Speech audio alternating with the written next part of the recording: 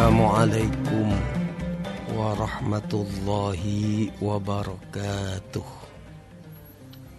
Alhamdulillah hamdan katsiran tayyiban mubarakan fihi kama yuhibbu rabbuna wa yarda. Asyhadu an la ilaha illallah wahdahu la syarikalah. Wa asyhadu anna sayyidana wa nabiyyana Muhammadan abduhu wa rasuluhu la nabiyya wa la rasula ba'dah. Allahumma salli wa sallim wa barik ala nabiyyina Muhammad wa ala ali Muhammad. Amma ba'du, pendengar Dakta dimanapun berada sore hari ini, berbahagia sekali saya Haji Acep Basuni disertai Bapak Toto Wahyudi yang telah membersamai kita dari pagi hingga sore hari ini. Dan tentu dari studio kami mengucapkan selamat mengikuti bagi saudara yang sudah berkumpul bersama keluarga. Semoga Anda berbahagia selalu dan tak kurang satu apapun. Bagi saudara yang sedang dalam perjalanan pulang ke rumah, semoga Anda selamat sampai tujuan. Dan bagi saudara yang masih berada di tempat bekerja, semoga Anda sukses selalu dan mendapat berkah Allah. Bersyukur sekali kita sampai saat ini masih diberi berbagai macam nikmat. Nikmat iman, nikmat Islam, nikmat kesempatan saat ini kita bertemu bersama di ruang dengar 107 FM Dakta yang kita cintai. Selawat salam semoga senantiasa terlimpah kepada junjungan baginda Rasul Nabi kita Muhammad sallallahu alaihi wasallam. Berikut kepada keluarganya, para sahabat-sahabatnya serta pengikutnya yang selalu ittiba dan mengikuti serta istiqomah dengan sunnahnya. Di saat ini kita bertemu kembali dalam posisi ayat 29 dan 30 insyaallah. Mudah-mudahan 2 atau 3 ayat ini bisa tuntas dalam waktu 1 jam lebih kurang. Dengan judul larangan untuk memakan harta yang batil. Rekan Dakta yang dirahmati Allah, saya akan bacakan terlebih dahulu surat keempat ayat 29, 30 dan sampai dengan ayat ke-31. Walaupun mungkin nanti sambil menjelaskan tentang ayat ini kita sampaikan tentang hukum. Maka ini disebut ayat ahkam. Hukum ketentuan Allah yang bersifat mengikat kepada manusia. Rekan Dakta, lebih dulu kita baca A'udzubillahi minasyaitonirrajim. Ya ayyuhalladzina amanu la ta'kulu amwalakum bainakum bil batil. لا تأكلوا أموالكم بينكم بالباطل إلا أن تكون تجارة عن تراض منكم ولا تقتلوا أنفسكم إن الله كان بكم رحيما ومن يفعل ذلك عدوانا وظلما فسوف نصليه نارا وكان ذلك على الله يسيرا إن تجتنبوا كبائر ما تنهون عنه نكفر عنكم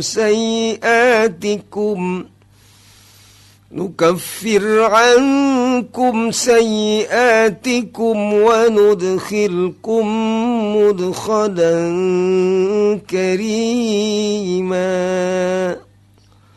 Sadaqallahul azim. Artinya Allah, orang-orang yang beriman, jangan kamu memakan harta sesamamu dengan cara yang batil atau tidak benar, kecuali berupa perniagaan atas dasar suka sama suka. Antar kamu, jangan kamu membunuh dirimu, sesungguhnya Allah adalah Maha Penyayang kepadamu. Lalu siapa yang berbuat demikian dengan cara yang melanggar aturan serta berbuat zalim, kelak kami akan masukkan ia ke dalam api neraka. Yang demikian itu adalah mudah bagi Allah. Lalu jika kamu menjauhi dosa-dosa besar di antara dosa-dosa yang dilarang mengerjakannya, niscaya kami menghapus kesalahan-kesalahanmu dan kami memasukkan ke tempat yang mulia, yakni surga. Rekan dakta yang dirahmati Allah, ayat ini kategori ahkam, artinya hukum. Hukum Allah yang mengikat kepada manusia. Di sini dalam Islam kita ada hukum halal yang artinya boleh dimakan, boleh dilakukan, itu halal. Lalu sebaliknya ada hukum haram, wajib ditinggalkan karena itu merupakan larangan. Halal, haram. Lalu ada yang subhat, yang tidak jelas halal dan tidak jelas haramnya. Tapi wal umuru bainahuma adalah persoalan di antara kedua ini lebih dekat dengan keharaman. Jadi halal, lalu haram, lalu syubhat. Dalam konteks ini rekan dakta, ini tendensi kepada orang-orang yang beriman. Tentu orang-orang yang beriman itu adalah kita, kaum muslimin, pendengar dakta yang saya cintai. Lah, ini rekan dakta, larangan Allah untuk tidak memakan barang haram atau di sini adalah batil. Ini Allah ungkapkan dengan kata nahi. Nah, sedikit kita melihat gramatika, ilmu yang merupakan bagian dari alat untuk memahami Al-Quran. Karena etika Quran, ketika dia mengungkapkan sesuatu yang wajib ia lakukan, tidak secara terang-terangan mengucapkan atau diungkapkan dengan kata-kata yajibu. Termasuk kategori Allah mewajibkan kewajiban sholat bagi muslim mukmin yang akil dan baligh. itu tidak diungkapkan dengan kata-kata yajibu alaikumus sholat, tidak. Tapi di beberapa ayat hanya dengan kata-kata fi'il amar. Amar itu dalam kaidah fiqhiyah usul itu menunjukkan arti wajib. Al-amru yang sharifu ilal wujub. Kata amar ketika diucapkan di dalam Al-Quran itu menunjukkan arti wajib. Aqim itu selalu diungkapkan dengan kata-kata aqim. Itu fi'il amar. Fi'il amar itu artinya perintah. Jadi perintah Allah untuk melaksanakan sholat. Dan asal dalam keterangan usul fikih, sholat itu hukumnya wajib. Jadi tidak diungkapkan dengan kata-kata wajaba alaikumus sholat, tidak. Atau yajibu alaikumus sholat, tidak. Tetapi dipahami dari kata aqim yang merupakan ungkapan dalam ilmu gramatika namanya amar. Dan amar itu adalah wajib.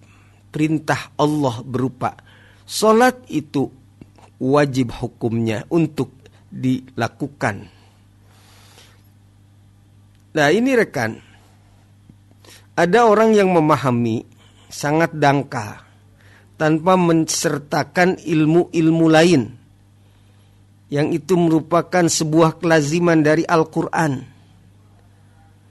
Untuk bisa memahami ini, itu tentu ada perangkat atau ilmu-ilmu lain yang wajib diketahui. Salah satunya diantaranya adalah ilmu usul fikih. Dan usul fikih ada sekian kaidah besar. Antara lain satu kaidah amar yang menunjukkan bahwa setiap amar di dalam Al-Quran diungkapkan maka menunjukkan arti wajib. Sehingga karena di dalam Al-Quran ada selalu kata-kata aqim, maka itu berarti menunjukkan artinya sholat itu wajib. Yang kalau dia lakukan, maka ia mendapat pahala dan ganjaran. Tetapi ketika sebaliknya tidak dilakukan sholat itu, maka hukumnya ia adalah haram untuk meninggalkan sholat tersebut. Jadi orang yang mengatakan bahwa Allah tidak mewajibkan sholat dengan di dalam Al-Quran hanya diungkapkan dengan kata-kata, kalau tidak dengan mudhari, ngerti dia tidak, paham pun dia tidak, maka ini akan memahami Al-Quran dan dipastikan bisa menjadi salah. Dan itu adalah sesat. Sehingga mengatakan bahwa sholat itu tidak wajib, dan karena di dalam Al-Quran tidak ada kata-kata yajibu alaikum sholat atau wajaba lakumus sholat, tidak. Tetapi diungkapkannya dengan tadi, dengan fi'il amar, dengan kata-kata aqim. Bahkan ada di surat Al-Baqarah di ayat 2 mungkin. Alladzina yu'minuna bil ghaib wa yuqimunas shalah. Kita pernah di awal-awal saya sampaikan bahwa bagi orang-orang mukmin memiliki ciri. Yang pertama adalah orang yang muttaqin itu yang yu'minuna bil ghaib, yang meyakini hal-hal gaib. Adanya sorga itu perkara gaib, neraka perkara gaib, ada azab kubur perkara gaib, ada nikmat kubur itu perkara gaib. Dan bagi orang mukmin yang sempurna, ia harus mengimani itu. Nah kalau sebaliknya malah justru tidak meyakini akan kehidupan akhirat, atau dengan lantang mengatakan bahwa orang-orang yang meramal, ini bukan soal amaran, soal keyakinan terhadap hal gaib yang memang pasti itu bakal terjadi. Ya termasuk surga neraka bagian dari gaib. Kenikmatan akhirat yang merupakan pertama kali adalah kubur. Ya ada nikmat kubur. Sebaliknya siksa atau azab, ada azab kubur. Ini adalah harus dan wajib kita yakini sebagai umat Islam. Yu'minuna bil ghaib. Itu dalam susunan di dalam ayat 1 sampai dengan ayat 5 menunjukkan ciri orang mukmin itu adalah yang pertama mengimani hal gaib dan melakukan sholat, yuqimunas sholah, wa mimma razaqnahum yunfikun, dan ketika dia memiliki sebagian harta, ia infakkan, ia sedekahkan. Apalagi saat ini saudara-saudara kita yang ada di Sumatera sana dan sekitarnya Aceh, ya, sedang diuji oleh Allah, sedang diberi musibah oleh Allah. Kita sebagai mukmin yang kalau Rasulullah bilang kal jasadil wahid, seperti sebuah organ tubuh yang ketika satu terasakan, maka yang lain akan terasakan. Jadi tidak bisa kita kemudian itu kan kita bukan orang Aceh, itu kan orang Sumatera yang ada di sana, ya sudah. Oh enggak. Rasulullah bilang mukmin satu dengan yang lain adalah sebagai satu tubuh. Merasakan sakit satu, sakit semua. Ketika mereka apalagi saat ini masih sangat luar biasa. Mungkin mereka akan membutuhkan waktu 1-2 tahun untuk pemulihan kembali Aceh saat ini. Dan sekitarnya juga saat ini. Sangat luar biasa. Tentu membutuhkan uluran tangan kita, umat Islam, yang untuk meringankan beban mereka, beban hidup mereka. Nah, ketika kita memiliki harta, sebagian kecil saja kita bantu mereka, dan itu adalah salah satu di antara keimanan yang sempurna, di antara yang Allah sampaikan di dalam surat Al-Baqarah ayat 1 sampai dengan ayat 5. Lalu apalagi setelah menginfakkan sebagian kecil harta, membantu sesama yang saat ini saudara-saudara kita sedang kesulitan kena musibah, dan juga setidaknya mendoakan mereka agar mereka diberikan kesabaran. Tentu yang meninggal mudah-mudahan keadaan syahid, yang ditinggalkan mereka mudah-mudahan diberikan kesabaran. Itu kewajiban kita sebagai umat Islam dan kaum muslimin, dan bagian dari ciri kesempurnaan iman seseorang. Maka melalui mimbar ini saya Haji Aceh Basuni mengetuk hati kita semua untuk kita membantu saudara-saudara kita yang saat ini sedang terkena musibah. Sangat luar biasa memang penderitaan mereka. Ayo kita bersama-sama. Mereka adalah mukmin, mereka adalah muslim, atau mungkin yang tidak pun juga ada kemanusiaan, bantuan kemanusiaan. Itu juga memang dianjurkan. Bagian dari seorang mukmin tidak pernah melihat saudaranya yang satu ketika dia sakit, ia bertepuk tangan, ia membiarkan, ia cuek. Itu adalah bukan ciri orang yang beriman dan orang yang berperi kemanusiaan. Lalu setelah disampaikan ciri yang ketiga adalah alladzina yu'minuna bima unzila ilaika, yang beriman, yang mengimani Al-Quran, wa ma unzila min qablik, dan juga mengimani kepada kitab-kitab sebelum Al-Quran. Umat Islam mengimani Injil, umat Islam mengimani Zabur, umat Islam mengimani Taurat, kitab-kitab yang Allah turunkan sebelumnya. Alladzina yu'minuna bil ghaib wa yuqimunas shalah wa mimma razaqnahum yunfikun. Walladzina yu'minuna bil ghaib walladzina yu'minuna bima unzila ilaika, yakni mengimani Al-Quran, juga wa ma unzila min qablik, dan kitab-kitab sebelumnya, yakni Injil diimani, Zabur diimani, yakni Taurat diimani, semua kitab Allah yang diturunkan tempo dulu, min qablik, itu diimani.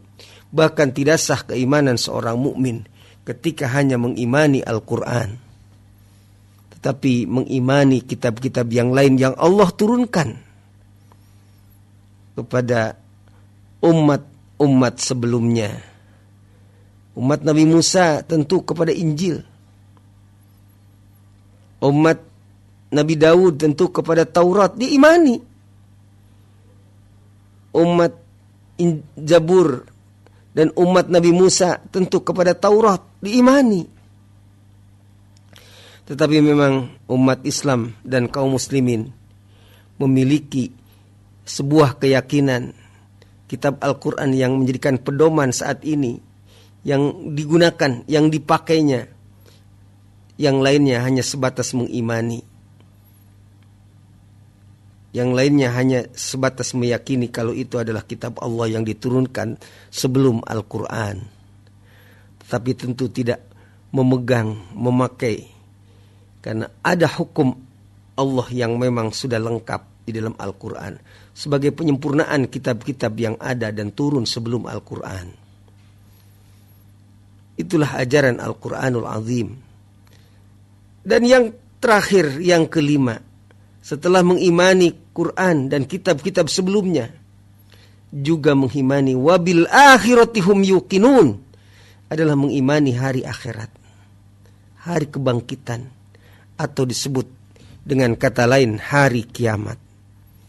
Yaumuddin, hari kiamat. Dan ciri daripada orang yang beriman, satu, berimani hal gaib, dua, melakukan sholat, yang ketiga, menginfakkan harta sebagian, dan lalu yang keempat adalah mengimani Al-Quran dan kitab-kitab sebelumnya yang diturunkan Allah, mengimani kepada hari akhirat. Dan ini keimanan seorang mukmin yang Allah sampaikan dalam surat Al-Baqarah ayat 1 sampai dengan ayat 5 adalah merupakan mukmin yang sempurna di hadapan Allah. Saya sampaikan kesempatan baik ini. Kalau ada orang yang mengatakan bahwa sholat itu tidak wajib, cari di Quran. Mana kata-kata yang bentuknya secara harfiah adalah yajibu alaikum. Baik bagi kalian untuk wajib melakukan, tidak, tetapi hanya dengan kata amar aqimus sholah. Artinya menunjukkan bahwa manusia orang mukmin adalah wajib ketika dia ingin menjadikan mukmin yang sempurna adalah melakukan sholat. Lalu ini yang sedang kita kaji saat ini. Maksudnya adalah larangan untuk memakan harta secara batil. Itu pula diungkapkan dengan kata-kata la ta'kulu. Jangan kalian makan. Ini juga rekan dakta diucapkan dengan atau diungkapkan dengan kata-kata la ta'kulu, la ta'kul. Apa maknanya? Apa makna? Artinya jangan. Lah, kalau jangan ini dalam bahasa Arab namanya larangan. Larangan untuk tidak makan harta-harta mereka. La ta'kulu, jangan. Artinya kalau dikatakan, diungkapkan oleh Allah kata jangan, berarti tidak boleh memakan harta di antara kalian bainakum bil batil, dengan cara batil, alias haram hukumnya memakan harta yang batil. Harta batil ini dalam ilmu tafsir, di dalam kitab Tafsir Munir karya Syekh Nawawi Al-Bantani, ada berbagai macam tafsiran. Batil itu adalah ya hasil gosab, itu batil. Ada hasil sirkah, mencuri, itu batil. Ada hasil korupsi, itu juga batil. Ini banyak sekali penafsiran kata batil yang disampaikan oleh Syekh Nawawi di dalam kitab Tafsir Munir. Kalau kita melihat terjemahan yang ada di dalam tafsir Al-Quran karya Kementerian Agama, itu adalah hanya larangan untuk memakan harta yang batil. Itu di ayat 29. Lalu penjelasannya, ketika kamu tidak memakan harta batil, apa harta yang tidak benar? Harta yang batil adalah harta yang haram, adalah harta dengan hasil tadi mencuri, menipu, menggasab, mengkorupsi. Itu adalah hal-hal yang kategori batal.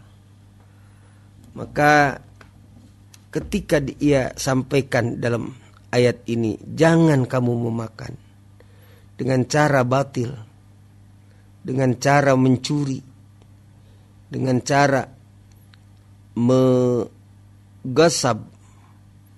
dengan cara ngorupsi harta. Ini luar biasa. Sekarang ini Masya Allah, orang yang sudah tidak lagi memakai kaidah halal dan haram. Yang penting kenyang perutnya. Sehingga jabatan yang dia sandang, dia selalu sampaikan ini mumpung. Masya Allah, gelap mata. Kemudian akhirnya membawa dia kepada keniscayaan, kenistaan di dalam hidupnya. Ini jangan terjadi, rekan dakta. Jadi memang pentingnya ketika kita memiliki sifat. Yang pertama adalah amanah. Sekecil apapun yang namanya jabatan dan kedudukan adalah merupakan titipan amanah dari Allah.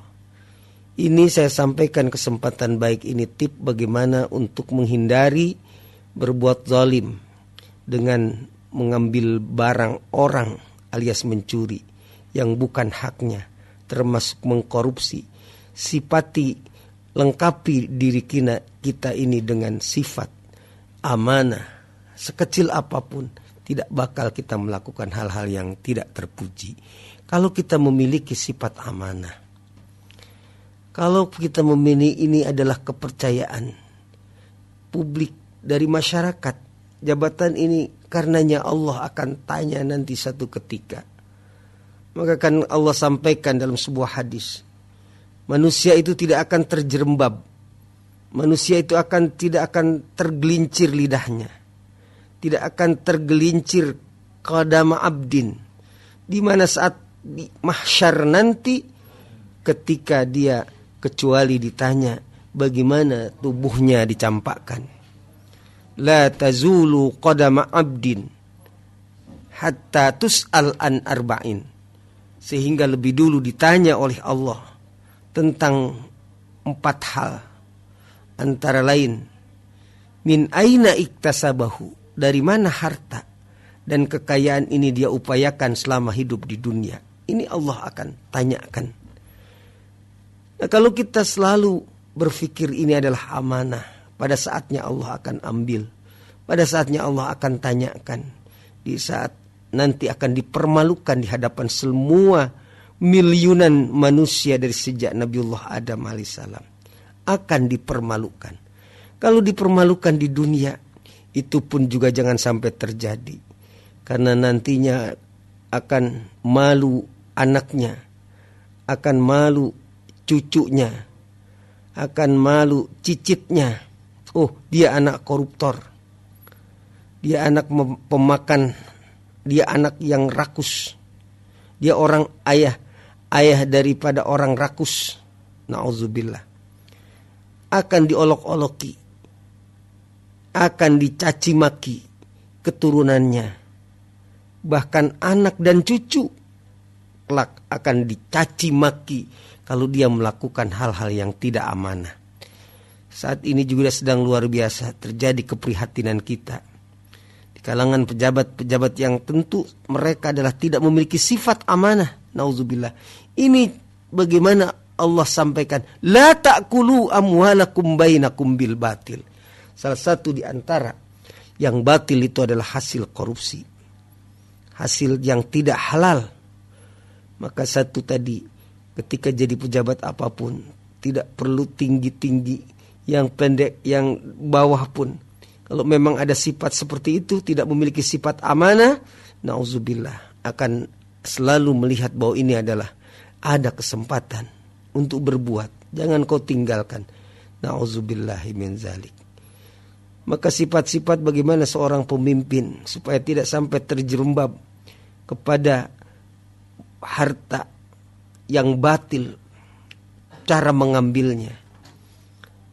Bagaimana sifat Rasulullah ketika diamanati oleh Allah sebagai pemimpin, maka diantaranya adalah dia adalah tabligh, menyampaikan. Dia adalah pintar, dia adalah cerdas, dia adalah mustahil dia menyembunyikan ilmu. Dia adalah memiliki sifat amanah, dan itu sifat-sifat yang dimiliki oleh Allah dan Rasulnya. 4 sifat ini. Lah ketika itu melekat dalam diri kita, apapun, sekecil apapun jabatan kita, terlebih ketika kita memiliki sifat amanah, merasa dalam dirinya ini adalah merupakan titipan, jabatan dari Allah terutama. Maka ini bahayanya luar biasa. Di dunia saja dicemoohkan keluarganya. Anak koruptor, cucu koruptor, istri koruptor, dan semua keluarga yang tidak pernah.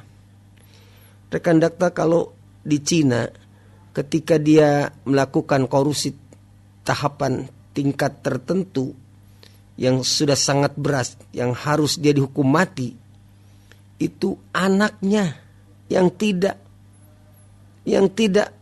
bersalah, anaknya yang tidak bersalah pun juga harus tanggung jawab. Harus mati pula di tiang gantungan atau ditembak mati.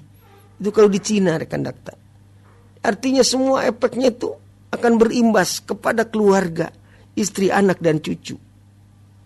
Nah ini rekan dakta, Masya Allah, jangan kemudian kita ketika ada kesempatan pun kita gelap mata kemudian itu melakukan sesuatu pengambilan dengan cara yang batil, alias dengan cara yang haram, yang berefek kepada keluarga, termasuk secara batiniah, berefek ketika diempankan kepada anak, ketika diempankan diberikan kepada istri, kemudian diempankan kepada cucu, itu akan menjadi darah kotor. Yang satu ketika anak bagaimanapun juga akan menjadi anak yang soleh, yang akan taat kepada ibu dan bapaknya, akan menjadi orang baik. Kenapa? Karena empannya. Karena apa yang diberikan kepada dia seorang istri, kepada ia seorang anak, kepada seorang cucu yang diempankan hasil daripada barang haram, maka sangat mustahil, sangat tidak mungkin dia akan menjadi orang soleh. Sangat tidak mungkin dia akan menjadi orang baik. Kenapa? Karena apa yang dimakan, diempankan kepada anak, istri, dan cucunya ikut berpengaruh daripada usaha dia, hasil mencuri atau hasil daripada korupsi. Na'udzubillah. Jadi maka tadi rekan dakta, kata batil ini ada bil ghasbi, ada bisyirqati, dengan cara mencuri, dengan cara menggasap, dengan cara maling dan sebagainya. Itulah kata batil. Ini yang tidak boleh dilakukan, karena ini larangan dari Allah. Haram hukumnya untuk memakan harta. Seperti itu yang terjadi di kalangan manusia-manusia yang saat ini terkadang gelap. Terkadang mereka membabi buta. Aus rekan dakta. Mereka tidak melihat bahwa ini adalah halal, apakah haram, tidak. Tetapi mereka hanya ketika dia ada kesempatan dia embat. Na'udzubillahi min zalik. Maka Al-Quran menyampaikan di sini, jangan kalian memakan harta dengan cara yang batil, mencuri, korupsi dan lain-lain. Sekali haram, tetap haram. Tidak ada kemudian ini sedikit, haramnya dikit aja, enggak ada. Tetap kategori haram dan berefek serta berimbas kepada nanti darah yang dia alirkan, baik itu kepada istrinya berupa makan, berupa uang, bahkan dari istrinya pun juga nanti menjadi benih. Anak-anaknya pun dari hasil haram. Dan itu tidak mungkin kelak ia akan menjadi orang soleh. Kelak akan menjadi orang benar. Kenapa? Karena hasil umpannya, hasil korup daripada harta yang tidak halal atau dengan kata batil. Illa an takuna tijaratan antaradim minkum, terkecuali dengan cara tijaratan. Tijaratan itu hasil daripada jual beli. Jadi haram itu mana kata dengan cara batil. Tetapi ada yang lain dengan cara menjual beli saling meridhoi. Maka dalam rukun jual beli itu kalau dia ada tingkatan tertentu yang kemudian ada al-aqdu, ya, al-ijabu wal qabul, ijab dan qabul, aku terima, aku serahkan nih barangnya, aku terima uangnya, itu namanya tijaratan antaradin, dan itu halal. Hati-hati, hari ini juga sedang sangat luar biasa marak. Bagaimana terjadi di mana-mana efek daripada atau akibat atau imbas daripada judi online. Masya Allah, ini luar biasa. Berarti tidak dalam kategori tijaratan antaradim minkum. Hati-hati rekan dakta yang dirahmati Allah.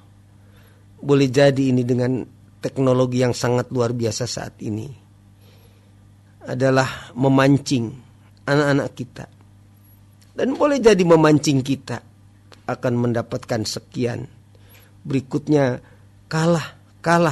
Dan kalah. Nah, itu hasil judi biasa. Selalu diberikan iming-iming yang pertama. Ya begitu dapat besar luar biasa. Tapi kebesarannya ini hanya dapat satu kali. Dan ujung-ujungnya kalah dan kalah. Tetapi memang aneh ini rekan dakta. Ada daya hipnotis yang sangat kuat bagi pelaku judi. Masya Allah, akhir-akhir ini mereka ketika mendapatkan, dan itu sekali. Oleh karena itu bagaimana akibat dari ini semua akan terus seperti orang yang haus, yang tidak pernah reda kehausannya itu. Maka di kampung-kampung saat ini terjadi bagaimana orang yang bunuh diri, bagaimana orang yang dicerai oleh suaminya kalau dia istri, bagaimana juga istri yang meninggalkan suaminya ketika dia melakukan yang bernama judi. Na'udzubillah min zalik. Itu kategori daripada batil, kecuali ketika dia berjual beli. Dan ada juga rekan dakta yang dirahmati Allah terkait selain daripada tijaratan antaradim minkum, ia adalah kategori riba. Kategori ribawi ini juga sedang marak, di mana para rentenir menjajakan modal ke kampung-kampung dengan mendapatkan sekian, lalu dia harus mengembalikan sekian, dan sama sekali luar biasa memberatkan daripada si peminjam. Maka ini kategorinya adalah kategori ribawi, dan kategori ribawi tidak akan mendapatkan sebuah keberkahan. Rekan dakta, wala taqtulu anfusakum, yang terakhir, jangan kalian saling atau membunuh diri, anfusakum. Ini adalah larangan Allah. Dengan apapun kesulitan yang terjadi di tengah-tengah masyarakat, yang terjadi di tengah-tengah kehidupan kita, jangan kemudian kita mengakhiri atas hidup kita. Wa may yaf'alu dzalika udwanan wa dzulman fasawfa nuslihi nara.